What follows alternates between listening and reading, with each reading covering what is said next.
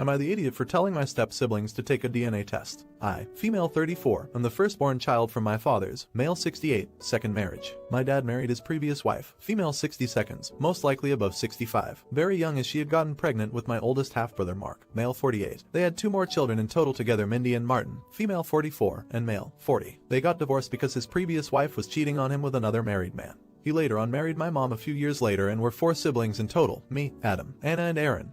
Male 30, female 26, and 23, male. There have always been rumors that my 2 youngest half-siblings, Mindy and Martin, aren't my dad's but the AP's children, but we've dismissed them as we don't have much of a relationship with them from the get-go. Their mother is a really toxic person who we've avoided most of our lives, and because of her the relationship between our step-siblings has always been strained. Dad is a hugely successful business owner and he has always provided for all his children. He has paid for all our education so we all could live a debt-free life, has helped with businesses or getting us work.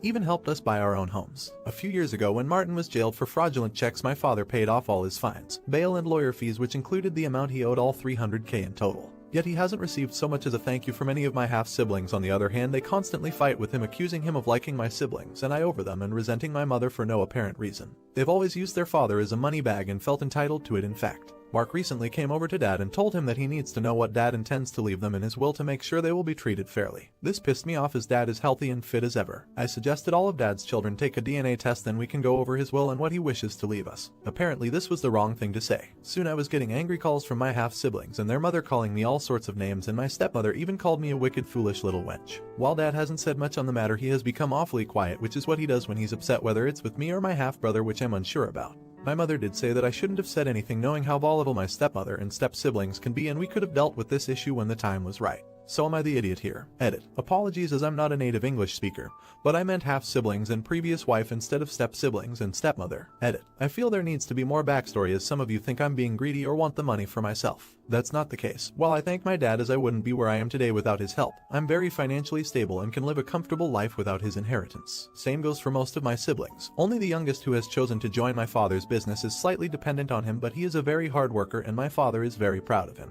As for my half-siblings, when we were kids my father tried to take Mark under his wing and had him join the company. Taught him all the ropes, and as in every work environment you're expected to wake up early and do your job. Mark didn't like this, calling my father a bad father as he was spoiling us rotten, yet expected him to act as his slave. He was an adult then but wanted to be treated the same as a child, to wake up late, not have any responsibilities and get paid for doing basically nothing. His mother backed him up and badmouthed my father wherever she went. After a huge fight where he insulted my father in front of his employees, my dad fired him. Mark says he quits. It was the same with the other 2. Mindy started a fight, bringing her mother along to face my father as to why her mother doesn't have nice jewelry like my mother does and how he raised them in poverty. My father's business was in the early stages then, but they were far from poor. They went to the best private schools and my father got their mother diamond rings, expensive necklaces, and even bought her gold bangles from a trip to Iran. Yes, it wasn't as much as today, but they still felt she was entitled to the same treatment as his current wife, my mother. All the while, their mother sat silent, acting like the victim. That's why I say this isn't the first time they've done this, and I hate to see my dad's blood pressure go up because of them. He's the type of person who'll go silent when angry, then blow up like a volcano when provoked to the point of no return.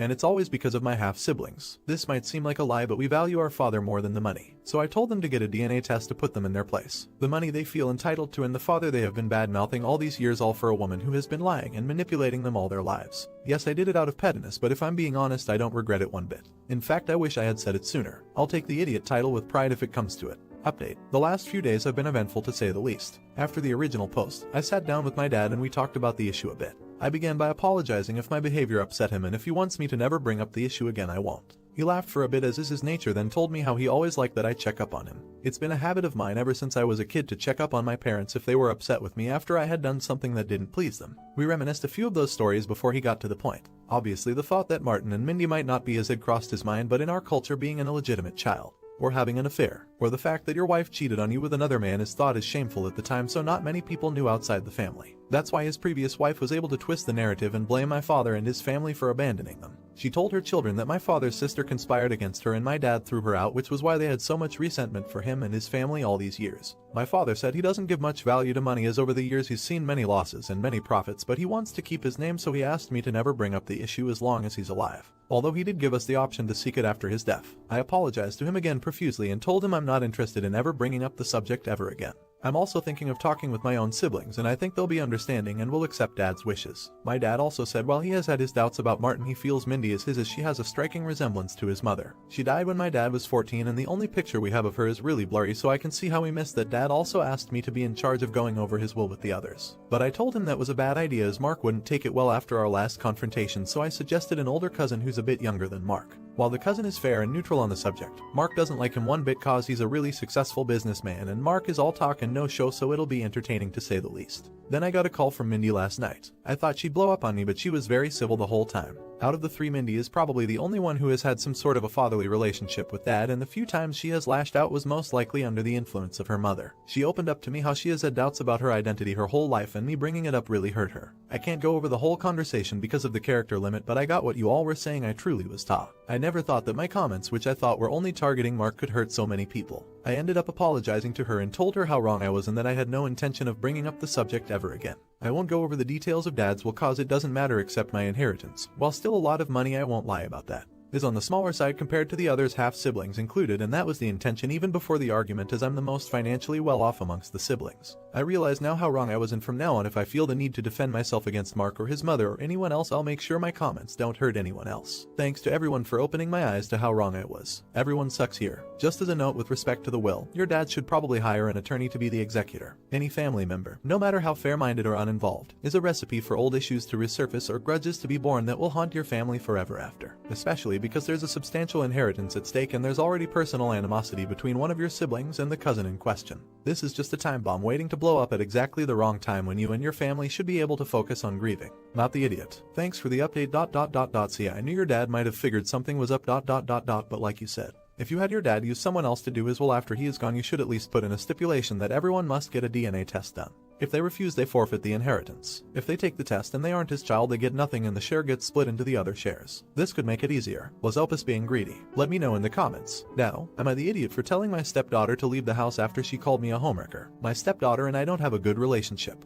I have been in her life since she was 9. Her father and I started dating 3 months after he filed for divorce. We were colleagues for a short while, about a year before their divorce, but we didn't have any relationship back then. I left the firm just 6 months after we started working together. I didn't even think about him once till we reconnected at a party hosted by one of our colleagues. His ex-wife thinks that he had an affair with me. There is nothing we can do to convince her otherwise. She told her daughter about her suspicions when she was around 13.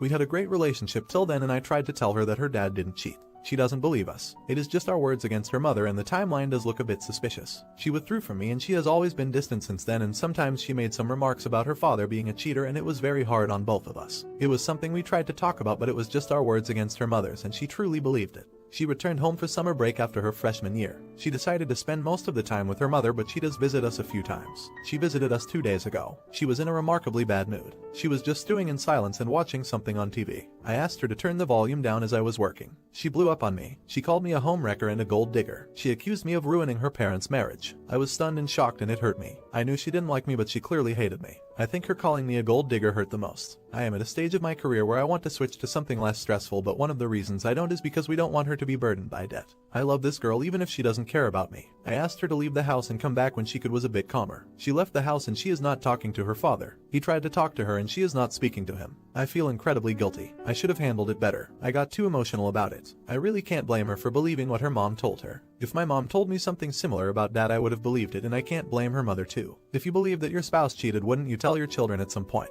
I let her words get to me, and I may hurt my husband's relationship with her. I feel guilty as hell. My husband also thinks that I should have been calmer here and just let her vent a bit before talking to her. Update. I was overwhelmed with the amount of comments I received. I read most of them, but some of them were pretty judgmental and harsh on all of us. She did make up with her dad a few days after, but she didn't come over. Some people suggested that I show her evidence, but the funny thing is that I have none because we had no relationship outside of the office. He had an email address and a nice voice on the phone during my time there. I think we interacted in person maybe once a week. We were not even in the same department. I have shown her our resume. I have tried to show her our ID tags, but she thinks we are hiding our relationship. You can't prove a negative. My husband did have a conversation about how she treated me. I think it got through to her. She visited yesterday. She apologized for being short-tempered. I apologized for kicking her out the house. We had a nice dinner and we ended up talking. My baby got cheated on. She did lash out on me, but considering what she believed, she just took out all the hurt on me. She looked so heartbroken talking about it. I know how bad it is. When you love someone so much that even when they trample your heart, you just want to pick it up and offer it back to them. I had just gotten out of a toxic and messed up relationship with a cheating idiot when I met my husband.